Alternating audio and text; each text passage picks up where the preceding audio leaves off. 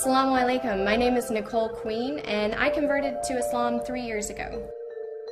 I grew up in close to Louisiana, the border of Texas and Louisiana, and when I was 8 years old I moved south of Dallas and grew up in a really small town there. Most people can't even find it on a map. We had about 48 kids in our graduating class, and so when we were growing up we went to a fundamental Baptist church.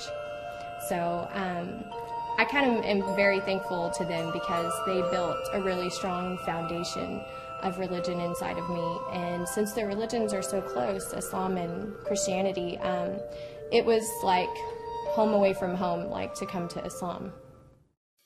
Nicole Queen and her husband Hassan live busy lives, working in the heart of Dallas, Texas, the largest non-coastal city in the United States.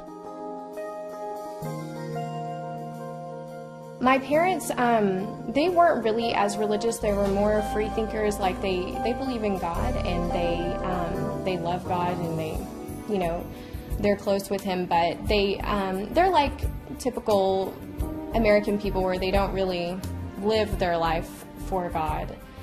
You wouldn't see it like in their daily routine. But my grandparents were definitely a lot more religious, and so we had a pretty strong foundation already instilled in us. I was a photographer here in Dallas, and most of the jobs that I got were at nightclubs because I was an event photographer.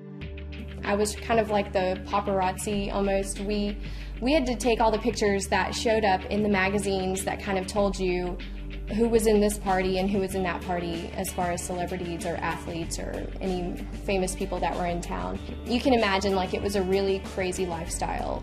Constant having to be at a party. Everything you did was at nighttime.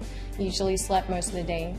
And really not a peaceful lifestyle at all. Because I had still a little bit of that urge for God in me from growing up like as a Baptist, I felt a lot of emptiness like living that kind of life. It was like daily you are surrounded by people that are greedy, I guess I would say.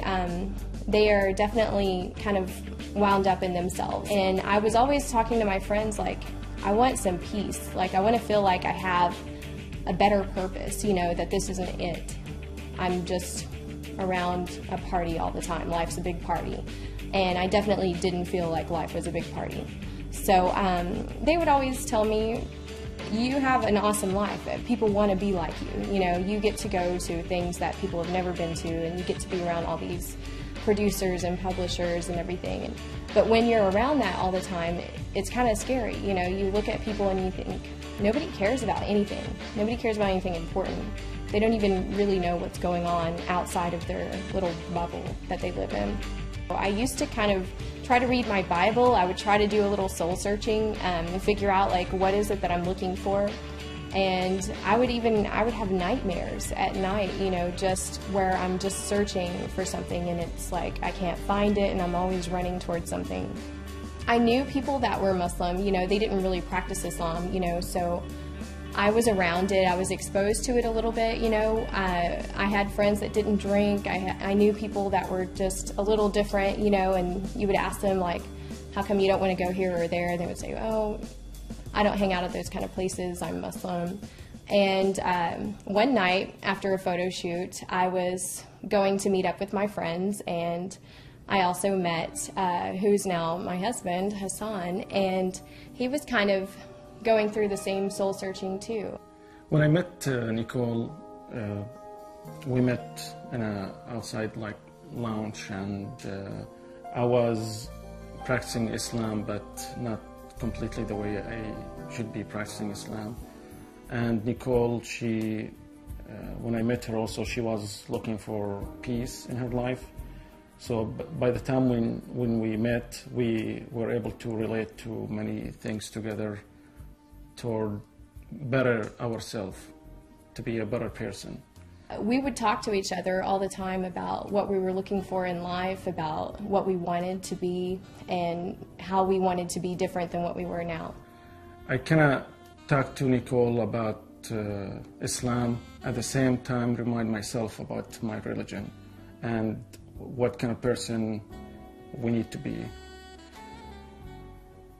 So I was telling Nicole about how to go to classes in the mosque and to learn more about Islam. And same time for myself, I tried to get more closer to my religion. He used to talk to me also about Islam, and so it was kind of like this Islam thing just keeps getting brought up around me.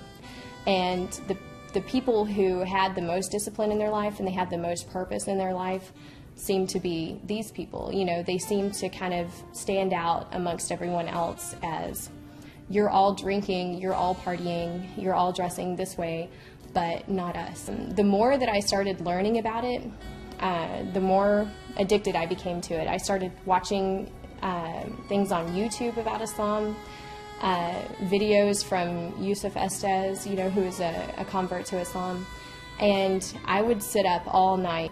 Definitely Nicole, she get me closer to my religion. Watching her going through these changes and for me not doing what I'm supposed to do, yeah, of course, she encouraged me to become a good Muslim. And the more that I learned about the foundation of this religion, and the more that I was like, this is written for me. This is what I need. I need something strong, and I need someone to tell me, you have to stop living your life this way. If you want to have more purpose, here it is. When I started converting to Islam, it was a long transition. It seemed like a roller coaster at the time. It seemed like everything was happening all at once, and it was like a big blur. But now when I look back, I can see I made a pretty good transition. I took my steps, you know. The first step was, I need to know what's going on with this faith. I need to know the foundations and the pillars and the basic belief system, and I needed to make sure that it was something that I could actually believe in. I was excited when I see her very interested to learn about Islam, and she want to be changing her life to a better life. I get really excited, and I try, you know, I give her the Quran to read it. When I started to read about the religion, the transition of my life happened without me even realizing it. You know, I started to change the way I thought about other people and the way I thought about the world. So the way it affected my life was huge. Sometimes we didn't talk for a couple of weeks or a month. I mean, and then I found out she's still doing all these things and learning about Islam, and to the point where she wanted to go to Islamic country, and she want to go and learn from the Muslim people, not just in books.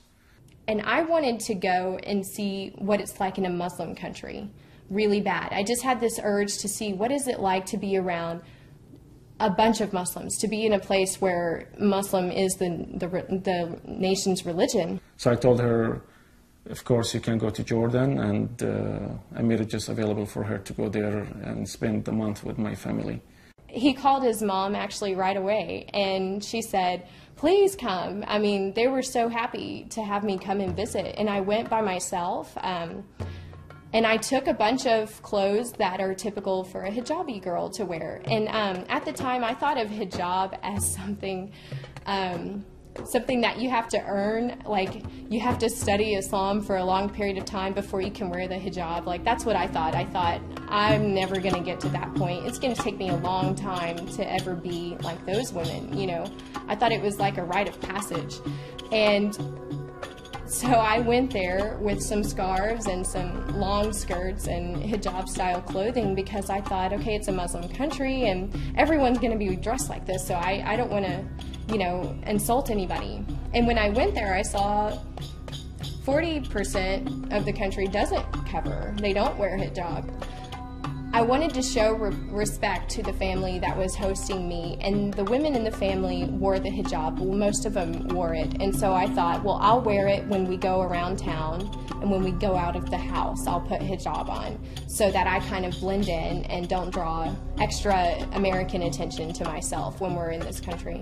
And so I started wearing it while I was there, and I would just wear it every day, and I was there for a month, and it got to where I was excited to put it on, like, because it was new, and whenever I put it on, I got so many compliments. Like, so many people would say, mashallah, you look beautiful, you look nice in the hijab, it looks better than you do without it. And I would think, oh my gosh, didn't look good all those years. So I would just keep wearing it every day. And when it was time to come back to Dallas, I was really nervous because I didn't think I'd be able to take it off. And I was like, what am I going to do when I get home? I want to keep wearing this, but I haven't told anybody because I didn't decide to wear it when I left to go to Jordan. And when she came back wearing the hijab, I was happy, but I didn't tell her that. So I came back and I told my friends and I told Hassan, I don't think I can take off this hijab. And they said, are you sure? I mean, it's a big step. What are you going to tell people? And I said, I don't know. I just can't take it off. And so I didn't. And I've worn it since then. I knew that a girl wearing hijab doesn't belong in a nightclub. And that's not respectful either to the other girls that wear hijab, because you're making a public display of your faith. So if I bring God with me into a nightclub, then I'm not showing him respect. So I knew, okay, you've really done it now. Now you're going to have to stop shooting inside nightclubs. You're going to have to change your career. And this is a business that I had built from nothing and was now very popular and was the top person to hire to shoot these events. So I was really worried about that. And I started turning down more and more jobs that people wanted to hire me for that were inside of a club or a bar. Of course, she changed the way she sees things, her clothes, her friends, her job. I went back to what I loved, and I said, I'm going to do what I was born to do, and I'm a photographer. I've been a photographer since school. I mean, this is what I've always done, and this is what I did when I was a kid. So I made a new portfolio. I just started from the ground up. I had done it before, so I was like, I can do this again. And I made a clean portfolio, and none of the images that I would do ever again were going to be women scantily clad, you know, and pictures of people drinking and partying and things like that. And so I made a new portfolio of happy things like weddings and charity events and political events. So I was still shooting what you would consider celebrities, but in their respective times, in the daytime, not at night when they're kind of letting the claws come out. So I changed my business and it grew from there. And now with my hijab on and my new way of shooting and my new kind of outlook on photography now, I am busier than I ever was when I was just flaunting myself. So I don't know if that's a gift from God or what, but my business has grown double since then, and I'm thankful for that. And everything that I shoot now, I feel proud of. I feel like I wouldn't be embarrassed to show this to my grandmother. I mean, as a Muslim man, I wanted someone really be strong when they make their decisions. And the steps Nicole, she went through, they were really huge changes in her life. And I needed someone to just show me you can change yourself. So when I saw the changes she's making, the way she used to dress and now how she's dressing and what kind of people and opportunities she had before she converted and she put all that behind her, that was really very interesting and very important for me. The way I used to dress before, for my kind of job, the sexier you looked, the more you fit in, and they wanted you to fit in. And it was a 2-hour routine for me to get ready to go to work. When I started to get closer with God and I started to have more respect for myself, covering up was like God is saying, since you have left this life that most people want to come to me, I'm going to give you back your virtue.